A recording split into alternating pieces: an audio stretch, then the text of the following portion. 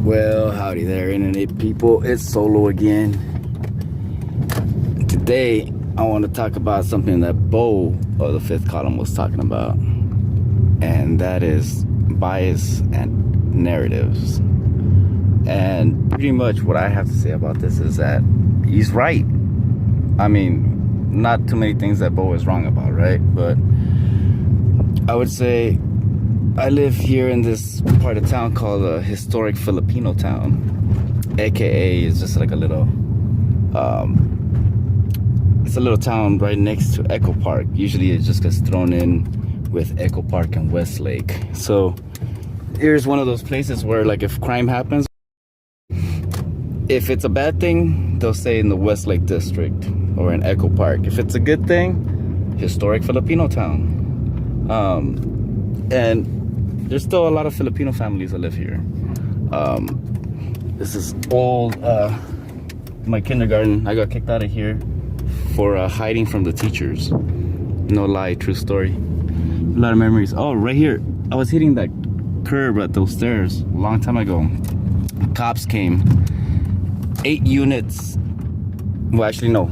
4 units, 8 cops got out of there. When they used to sell drugs up and down the street, I was skateboarding because we used to skate that. I mean, you can still see some old wax. We're talking about 20 plus years, 30 years maybe, that I used to skateboard over here. And this guy's not even looking, about to pull out. Yeah, there were drug dealers up and down the street. That's when, like, you just didn't go to somebody's house. Like, they would sell drugs on the street, literally. Yeah, this guy's not gonna stop for the red. I mean, for the stop sign. Yeah, he did. You gotta keep your eyes out. So this is pretty much my view. This is LA as it gets, right? Like, this is pretty fucking LA. Most of the crime that happens here, cause, like, I'll tell you, like, I've worked in, like, Compton and Watts and all these other places. Like, the people that are doing crimes over there aren't the same people doing crimes over here. Like, when my neighbors were missing, like, furniture, because, like I said, we're not that far from Echo Park. Garcetti last time was actually hanging out right here. And what's his name, the other dude, Krikorian, they were all just hanging out there.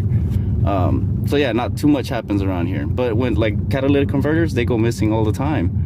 Usually it's the Priuses that get their cats chopped off. Had a buddy that they took his Econo line and they took all 3 cats, and I had to help them weld it all up. And so, well, I did the job for free, pretty much. Not that I'm a welder or anything, but I can weld some shit together. But yeah, a lot of people passing through here that are going to Echo Park, because Echo Park's up there.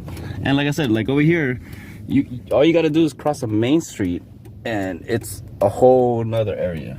Like, you're a whole new set of people. Like, once you cross that bridge over there, you get a little closer to downtown, you start seeing tents. Around here, you don't really see tents, people hanging out or trying to sleep or anything on the streets. But the freeways separate. Like, there used to be people that would sleep under the freeways, and that would cause problems. But, like, most of the time, like, the crimes that are here, that happen around here, they're not usually from the people that live around here. It's people passing through, backpackers and stuff like that. Before, like I said, at Echo Park, the fence is still up. And all those people, they weren't local people, most of them. There were people from other areas coming through, taking patio furniture from the streets. I mean, not from the streets, from neighbors' yards and stuff. So, like, bad news, man. And, like, I can honestly say that for, like, catalytic converter thefts and stuff like that, around here in this neighborhood, because I see it post up pictures and stuff all the time on the Nextdoor app, usually it tends to be white, Hispanic, and Asians. And there's a certain look to them. Just like most criminals, they have a certain look to them, right? These guys they have a tweaker look, which makes sense because catalytic converters are not cheap, and they're not, you know, when you sell them off, you get a pretty good, you know, chunk of change for somebody's stolen property, right? But yeah, they got to keep that meth game up in order for them to, you know, do whatever kind of drugs they're doing. If they're, you know, doing pills ain't cheap.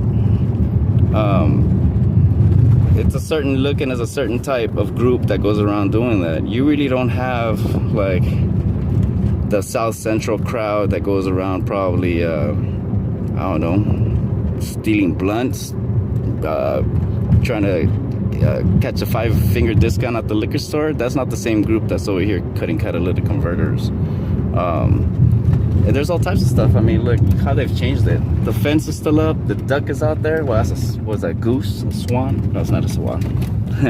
It's not a black swan. That would stand out too much. They probably wouldn't even. Somebody will come and take it probably. But and it's one of those things where there is.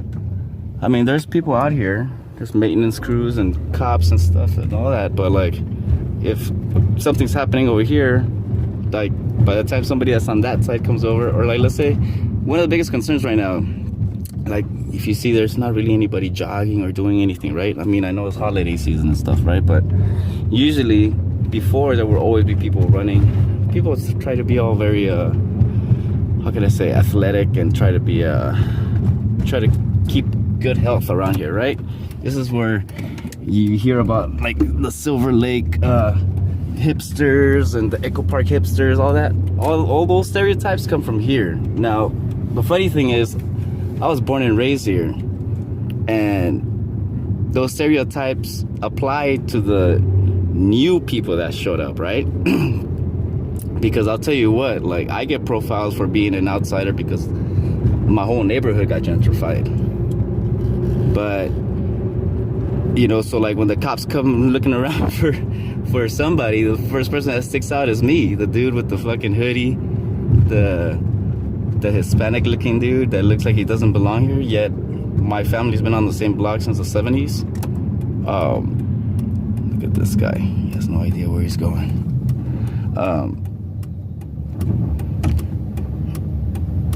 And see, like this guy for sure is not a local dude, like, because when you're from LA, like me, any move I do, anything I do, I turn signal because I'm not trying to give the cops any reason to stop me. And I've been pulled over, like merging onto the freeway, onto the 101, where they're like, oh yeah, you didn't turn on your light merging into the freeway. And it's like, what are you talking about? Like, I use my blinkers all the time. Like, you're lying. So yeah, the trust between law enforcement and all that over here, it's out the window. Nobody trusts the cops. My mom doesn't trust the cops. The neighbors don't trust the cops. All you guys in the comments that are gonna put down, oh well, don't go around calling the police when you need the help. We don't call the police, because when we call the police, they come and arrest us. Perfect example, last time some dude pulled out a gun on us. That dude's hitting up the wall right there. You see, the cops ain't gonna come over here and mess with this dude. I don't know what he's doing, but it looks like he's messing up that mural. Looks like it's what's on there is better looking than what dude's doing.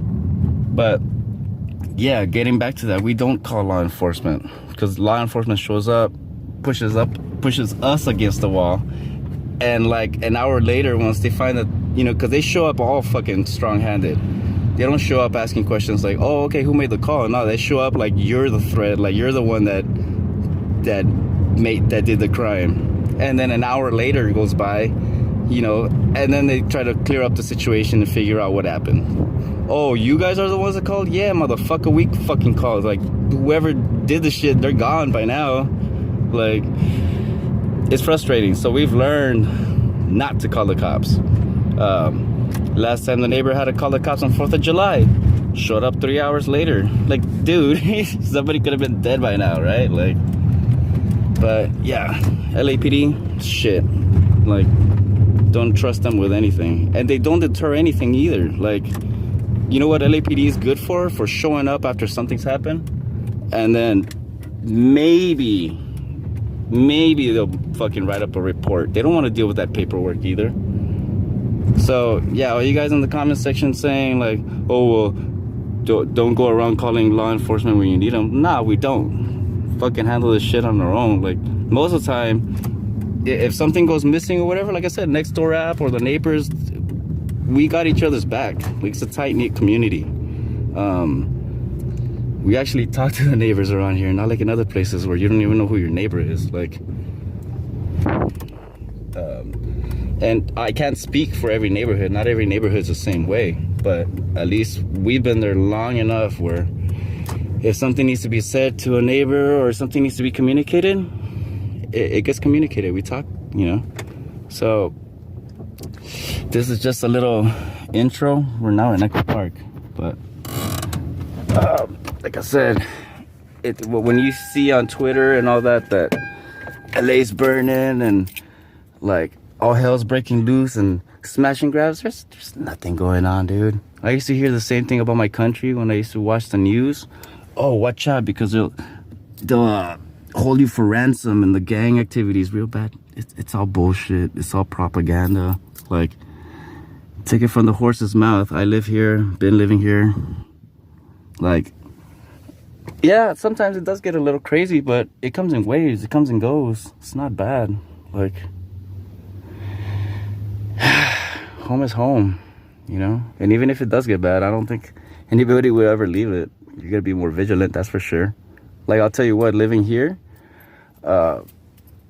everybody I see, I size them up just in case something goes down. Not that I'm gonna do anything, but that's just something. You gotta be aware of your surroundings. I've known the friends get in the bus, and like as somebody's getting off the bus, they'll get punched in the face, and then dude jumps out the bus, and then they're like, "Who was that?" You know, you gotta keep your eyes open. But not gonna say crime doesn't happen, but yeah, you know, like, it's not what the news stations say. There's a lot of things that, like, I watch the news and I'm like, man, I might just start doing videos on that, on like certain crimes, because like, yeah, some USC security guard just got shot, and that's in like past downtown LA. It's like lower LA, but even there, the dude that committed the crime, not the person you would think it is, you know, committing the crime. You guys can look that up. Just, you know, don't just hear about the crime, but look into it. Most of the time, you'll be surprised by who's the one actually doing the crime. It's crazy.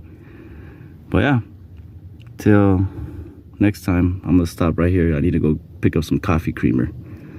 But yeah, till next time, peace.